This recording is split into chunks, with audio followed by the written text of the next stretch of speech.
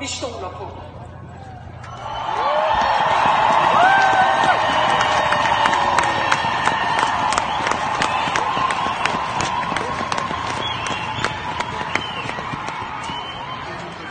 I det vi hilser Danmarks nye statsoverhoved og ønsker lykke for hans liv og gerning, og dermed for Danmark, skal jeg efter dansk statsskik 3 gange udråbe: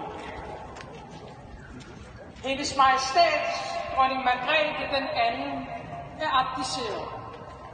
Længe leve Hans Majestæt, Kong Frederik den 10.